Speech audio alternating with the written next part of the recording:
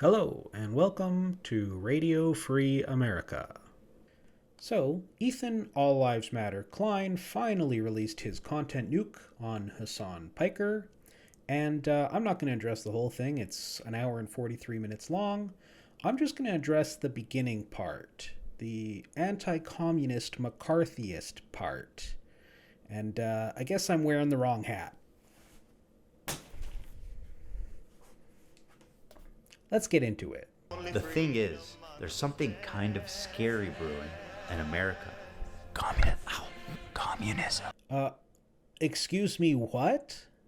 Communism is brewing in America? I mean, I wish, as a communist, I wish. No, it's not communism that's brewing in America, Ethan. It's fascism. How could you possibly say this just weeks into Trump's new term, where he has, among many other things, signed an executive order to build a concentration camp in Guantanamo Bay? You know, the part of communist Cuba that the US is illegally occupying? Yeah, that's fascism. I have no idea why Ethan is resorting to this like 1950s style McCarthyism. It's 2025. We're not stupid. We're not falling for that anymore. This happened. This comment from Hassan really started to sound some alarms in my head. If you're in a socialist country with multiple parties, and one of the parties is a capitalist party, which would surely exist, what would you do if that party started gaining momentum? The solution to that would always be education and offering more Re-education?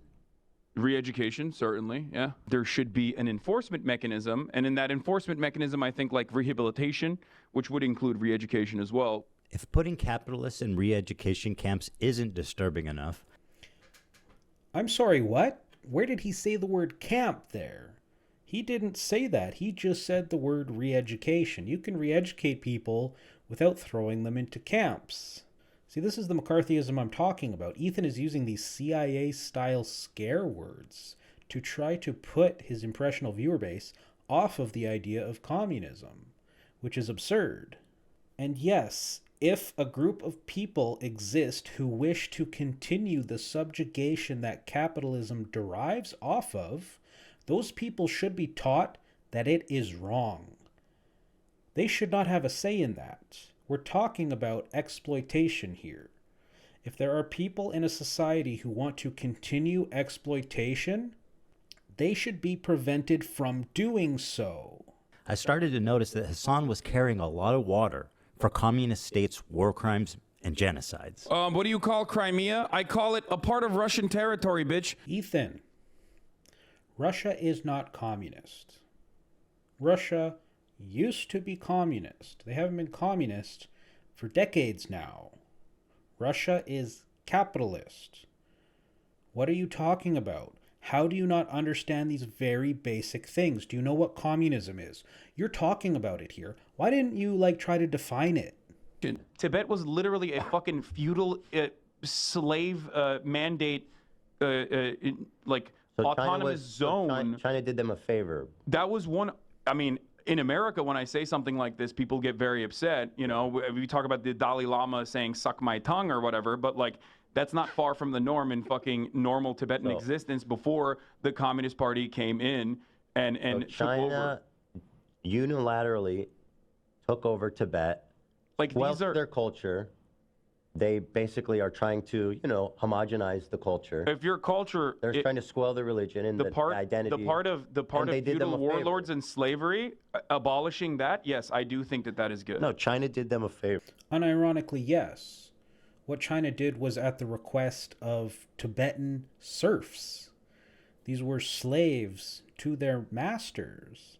That is who China was eradicating, bringing stability to the region. Yes, unironically, China did them a favor that they asked for. And no, it's not part of Tibetan culture to own slaves. That was the ruling class of Tibet. That was going against Tibetan culture. China restored Tibetan culture. Tibetan culture is now allowed to thrive in Tibet. this is a good way to describe Taiwan as well. The American federal government going into the fucking South and killing, unfortunately not all of them, but a decent amount of slavers and defenders of slavery. This is violent retribution from a powerful federal government Tibet was a separatist. that squashed, okay? Tibet is the South in the Civil War? Yes. Correct. That's a great analogy. Why is that confusing to Ethan? Ethan knows nothing about Tibet. Of course he doesn't. He's an ignorant American. None of them do. In the same way, it was the enslaved in the American South that wanted liberation from their slavers. And most disturbingly, a complete whitewashing of the Chinese genocide against their Muslim minority group, the Uyghurs. It is absolutely wild for Ethan Klein, who refuses to say the genocide in Gaza. He only refers to it as a war, by the way. He may have had a slip of the tongue a few times, but every single time he calls it a war.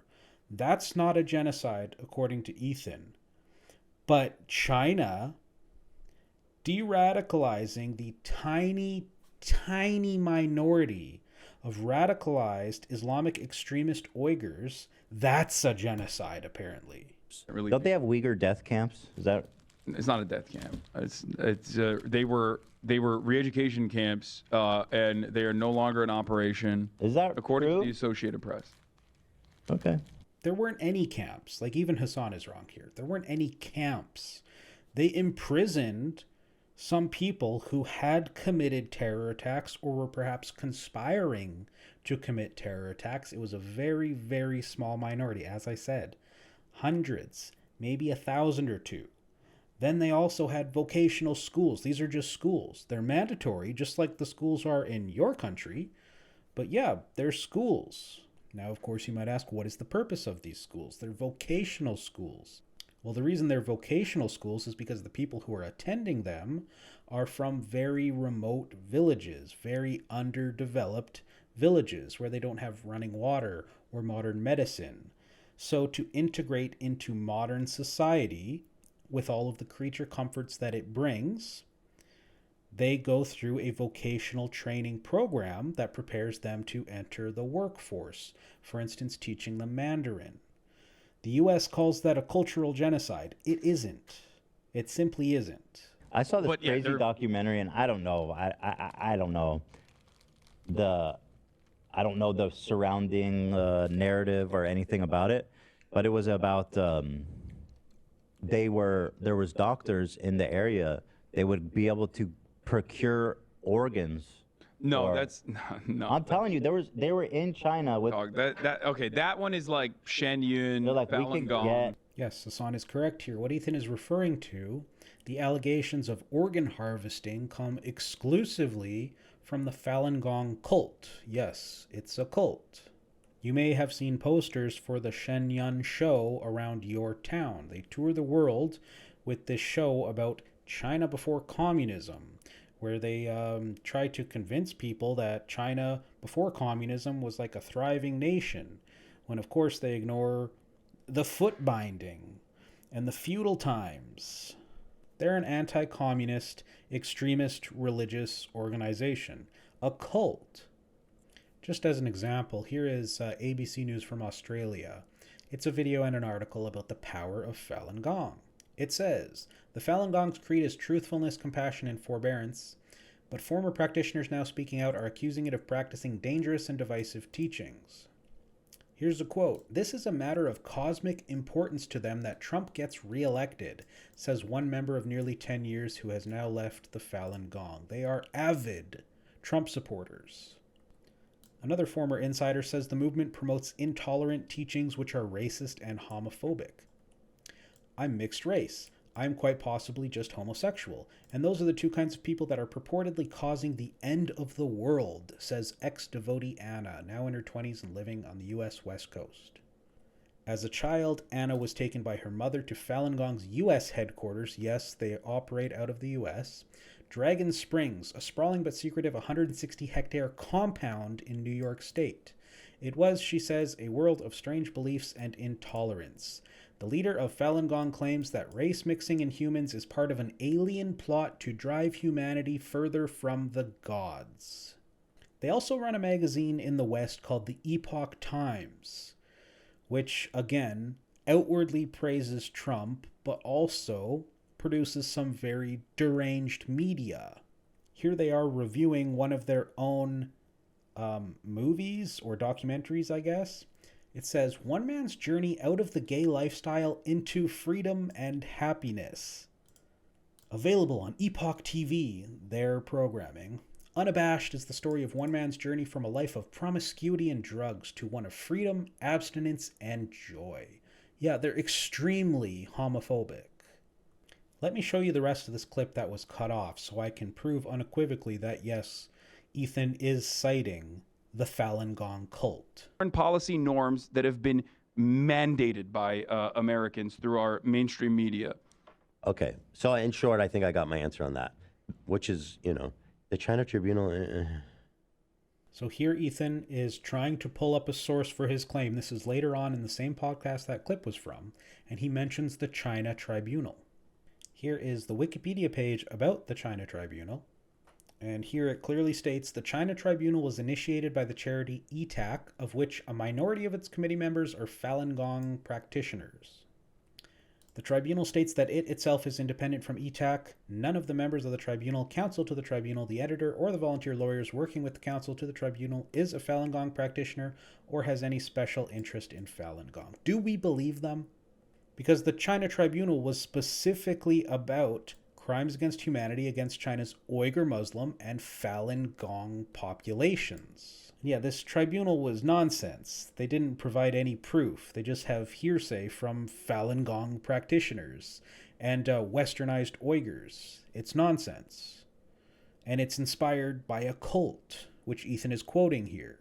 Now, I watched him say this over a year ago when this podcast first came up, and I was going to make a video about it, but I never got around to it. So thank you, Ethan, for bringing it up again and still not doing the research that you needed to do to realize that you're unironically believing cultists. That's pretty pathetic. The Associated Press quietly fucking wrote an article that didn't get a lot of coverage in mainstream media about how, like, okay, well, you know, all the concentration camps have been closed now. Like, all the re-education camps are closed now in fucking Xinjiang, and it's like very different vibes in Xinjiang, and now, you know, it's the tourism hour. Let's see what the Associated Press actually had to say about this. These are all AP articles from the last 2 years. UK. Not only does this AP article seem not to exist, reading the AP proved exactly the opposite. Hassan has happily eaten up the Chinese propaganda on this and has regurgitated it to his mainstream audience. Yep, the AP article exists. It's right here. Why did you only search for the last 2 years? When did Hassan say that this AP article came out within the last 2 years? Why are you setting yourself up for failure here, Ethan? You deliberated on this video for weeks. You asked multiple people for their opinions on it. None of you thought to actually look for this article and find it before you make a fool out of yourself.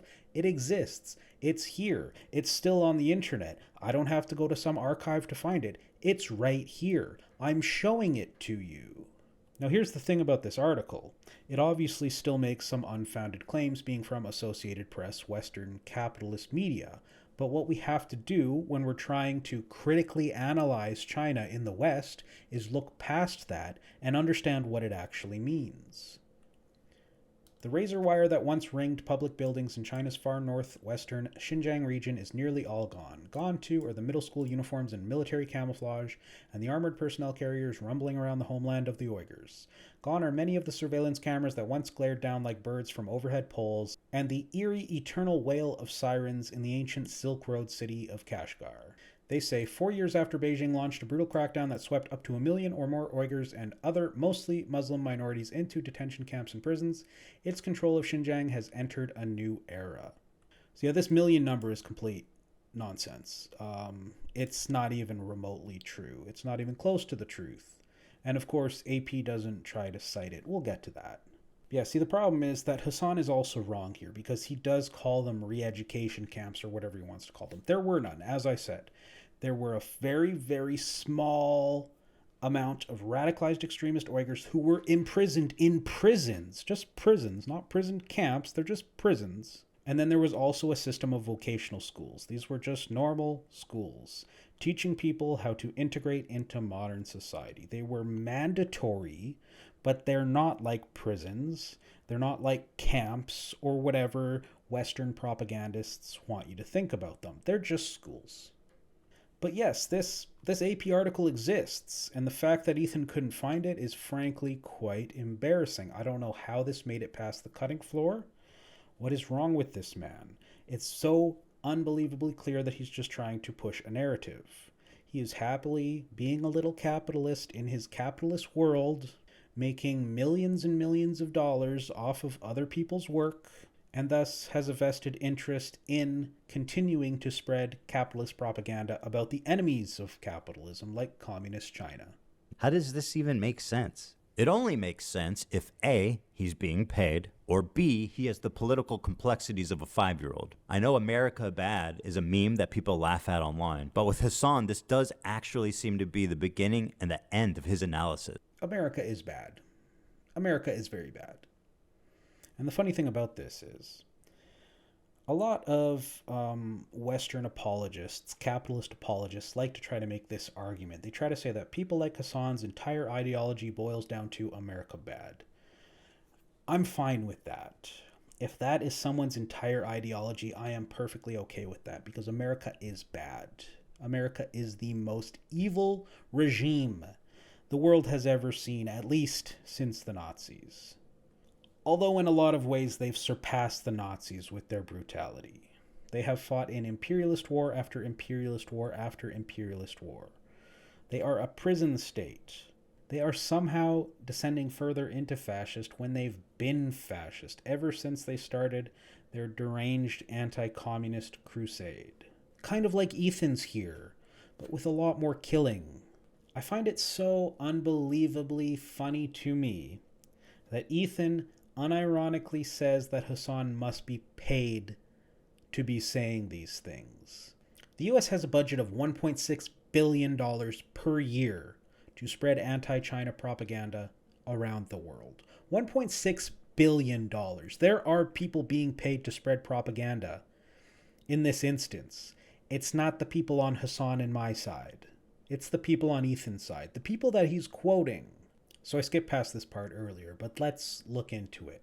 Ethan Klein shows a bunch of different Associated Press articles in his failed attempt to find the one that Hassan is actually referencing. Let me show you how every single one of them comes straight from the CIA. Let's see what the Associated Press actually had to say about this. These are all AP articles from the last 2 years. UK independent body reports China committed genocide in Xinjiang. So here it is. This time he's not citing the China Tribunal, which was about the Falun Gong specifically. He's citing the Uyghur Tribunal, which is another one. AP calls it an independent body. Do we believe it?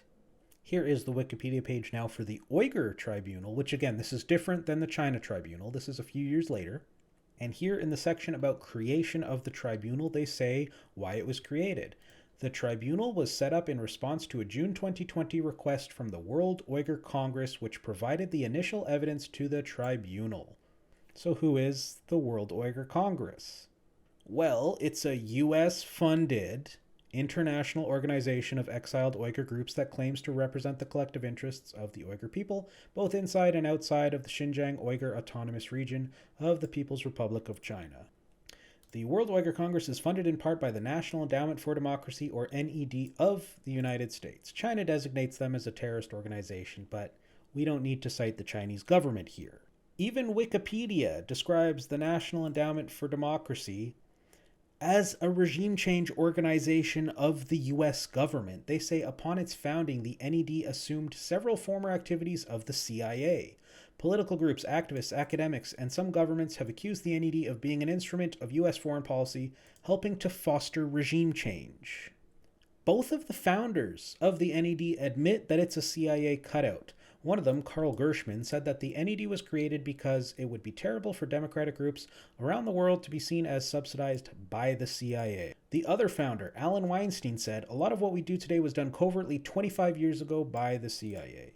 See, at some point, the CIA realized they needed to switch from covert to overt actions, because if it's overt, if it's out in the open, there's less chance of blowback when they get caught. They're open about their funding, or at least they used to be. They have stopped actually showing the specific organizations that they fund. You can still find them in the archives of their website. But here they are in 2020 bragging about Uyghur Human Rights Policy Act building on work of NED grantees. They say, to further human rights and human dignity for all people in China. We know what the US actually thinks of human rights and human dignity. The NED has awarded $8.758 million to Uyghur groups since 2004. And of course, this article is 5 years old. They have given a lot more since then. One of those recipients is, of course, the World Uyghur Congress, who initiated the creation of the Uyghur Tribunal. That is the source of this first AP article that Ethan showed, the Uyghur Tribunal. China sanctioned a U.S. research firm and 2 individuals over a report about the human rights violations in Xinjiang. Here is the next AP article that Ethan is citing here. So one of the people that China banned here is a human rights analyst affiliated with the Center for Advanced Defense Studies. Here is a page about the Center for Advanced Defense Studies on Influence Watch. It is a research organization based in Washington, D.C., of course. The center receives most of its funding from United States government contracts and grants. Of course. It was founded within the George Washington University campus. Yes, George Washington University. By a group of former intelligence community special operations and law enforcement officers. It's run by a bunch of American cops and feds. In 2021, roughly 89% of the center's funding came from the U.S. State Department and USAID, which is another regime change organization of the U.S. government. To China's fury, UN accuses Beijing of Uyghur rights abuse. Anybody else find it funny how Ethan pronounces Uyghur about 5 different ways just in this section? And yes, for you Americans, it is Uyghur. It's not Uyghur, that's the bastardized American version. It's definitely not whatever the hell Ethan Klein is saying. But anyways, here's the third AP article that he shows. And what it specifically is citing is the UN 2022 report on Xinjiang. Here is the report, and I'm not going to go through the whole thing, obviously, but let me just show you that, yes, not even the UN is immune from directly citing CIA organizations. Looking at the footnotes here, you can see the third footnote. The third footnote tells people to go look at the bibliography of select news, reports, and academic works from the Uyghur Human Rights Project. Remember this article that I just showed you? Yeah, the Uyghur Human Rights Project is also listed here because they are also an NED grantee. They are also funded by a CIA cutout, a regime change organization of the US government. Here it is. This is the PDF that the UN is specifically citing here. I hit Control F on this document to search for the amount of times that they cite RFA.org, Radio Free Asia, which, yes, the name of my YouTube channel is inspired by that. If you can see at the bottom here, more than 1,000. More than 1,000 results. This document that the UN is citing Radio Free Asia at least 1,000 times. It cites it so many times that the search function in my web browser can't even tell me the exact amount. I don't know what it is. Here is the first Radio Free Asia article that they link to, and there's a problem with Radio Free Asia. They exclusively use anonymous sources, according to officials, unnamed officials. Sources say detainees face rough treatment. Who are these sources? Official sources in Kashgar confirmed to Radio Free Asia's Uyghur services that authorities have been moving Uyghurs, blah, blah, blah. Who are these people? Now, normally, anonymous sources are okay as long as the organization that is using them is reputable, independent, and unbiased. Radio Free Asia isn't. Radio Free Asia was a news agency operated from 1951 to 1955 by the CIA to broadcast anti-communist propaganda. Yes, I do say was, but Radio Free Europe and Radio Free Asia were later preserved by the Clinton administration and repurposed into their modern iterations. So they got their start from the CIA specifically to broadcast anti-communist propaganda. They still do that, just not directly connected to the CIA. They're still funded entirely by U.S. Congress. They're still operated entirely by U.S. Congress. It's American state media. It's American state media that exists exclusively to spread propaganda about America's communist enemies. And they exclusively use anonymous sources to do so. Radio Free Asia has been caught lying again and again and again. And still they are cited by organizations like the UN. Back to this Uyghur Human Rights Project bibliography that the UN cited. I did another search for Zenz, Adrian Zenz. It gave me 585 results. At least I have an exact amount this time. It's less than 1,000. So who is Adrian Zenz? Well, for one, he's the architect of this Uyghur genocide lie. But also, he is a senior fellow and director in China Studies at the Victims of Communism Memorial Foundation. The VOC is a non-profit anti-communist organization in the United States set up by an act of Congress in 1993 to raise money to create a national memorial to honor the victims of communism. So the U.S. government, U.S. Congress, created this organization just after the end of the Cold War so that they could start propagandizing against their new Cold War enemy, China. Before Adrian Zenz was paid by the State Department to lie about China, he wrote a book called Worthy to Escape: Why All Believers Will Not Be Raptured Before the Tribulation. See, Zenz is a far-right Christo-fascist. And yes, he wrote a book about a rapture.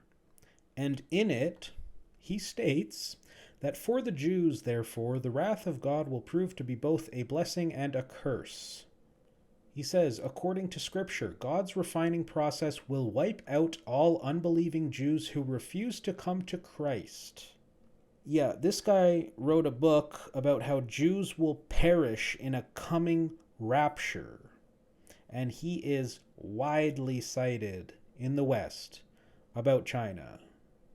It's quite interesting for Ethan Klein to, I guess, indirectly be citing Adrian Zenz, considering that his entire whiny video, the majority of it, aside from what I'm covering, is about how Hassan is supposedly anti-Semitic. Here we have Adrian Zenz, a German far-right Christo-fascist anti-Semite, who is widely cited in Western media, like the Associated Press, and quoted by the UN. Uyghur County in China has the highest prison rate in the world. 1 in 25 people is in a Chinese prison. Here is the next AP article that Ethan is citing.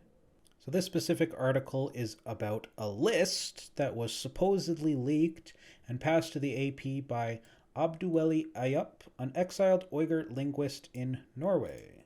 The way that the AP authenticated it was through interviews with 8 Uyghurs who recognized 194 people on the list.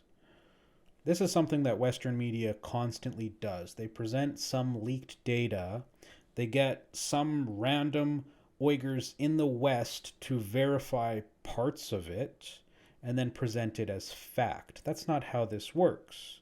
This is not a primary source. And of course, the dude who presented the list to the AP worked directly with the Uyghur Human Rights Project to publish his biography. So not only is he trying to make money by publishing a book, he's also working with an organization funded by a CIA cutout, a regime change organization of the US government. He also runs an Uyghur advocacy group called Uyghur Help, which provides aid to Uyghurs in Turkey and documents cases of missing Uyghur intellectuals. Interestingly, they don't disclose their funding. I think we can assume what it is. 48 Uyghurs detained in Thailand for almost 11 years are on hunger strike to protest their imminent deportation to China, where they face imprisonment or execution. This one isn't even from the Associated Press. This is from the Telegraph. So when Ethan was searching for the article from the AP that Hassan was mentioning, he was looking in the wrong website. He specifically quoted this part, where these people are protesting against imminent deportation to China, where they face imprisonment or execution. Let's look at the source for that. They link to another Telegraph article, Sophia Yan, What I Discovered on My 9-Day Trip Covering China's Repression in Xinjiang Region. This article is referencing satellite images of supposed detention facilities, and it is from the Australian Strategic Policy Institute. The ASPI graciously lists their funding on their website. The organization itself is a wholly owned Commonwealth company formed in 2001. It's part of the Australian government. Australia is an enemy to China. And in their funding documentation, you can see all of the different projects that the U.S. Department of State funds to the tune of millions of dollars per year. My favorite one has got to be the Disinformation and Social Media Project. Yes, the U.S. Department of State gave almost $500,000 to this think tank for a disinformation and social media project. Wow, isn't that wildly ironic? They've also been funded by a bunch of American defense contractors like Lockheed Martin, Northrop Grumman, and Raytheon. These are organizations that thrive off of the USA having an enemy so that they can drum up defense spending. That's how they make all of their money. And by the way, Lockheed Martin manufactures the bombs that are currently exploding Palestinian children. Not only does this AP article seem not to exist, reading the AP proved exactly the opposite. All right, the last article that he shows is a BBC article from 2019. It is about more leaked documents, which are known as the China cables. The International Consortium of Investigative Journalists published these China cables, and here they have a page on their website that explains how they got them and how they verified them. The secret documents came to ICIJ via a chain of exiled Uyghurs. Adrian Zenz, a German academic and a far-right anti-Semite who says that Jews will perish in the rapture, who is also on the U.S. State Department's payroll, says the classification of the longest documented telegram from 2017 denotes that it contains important national secrets whose divulgence will cause severe harm to the nation's security and interests. It's so interesting that Adrian Zenz has his hands all over these, isn't it? These secret documents magically made it to this consortium of journalists, and Adrian Zenz was there to verify them as authentic. Isn't that interesting? Look at the so-called evidence that Ethan is able to present for this supposed genocide. Leaked documents that we don't know the source of, verified by people who work for the State Department. Organizations like the Australian Strategic Policy Institute, which are funded by the State Department to spread disinformation, as they admit. Radio Free Asia, American state media that was created to broadcast anti-communist propaganda. What I've shown here is just the tip of the iceberg with this absolute trash video that the deranged Zionist Islamophobe Ethan Klein has put out. I'm not even touching any of the Zionist nonsense, any of the Islamophobic nonsense. I'm sure that will get a lot of coverage. But look at how he presents such a wrong narrative about communism, just in the bits that I've shown.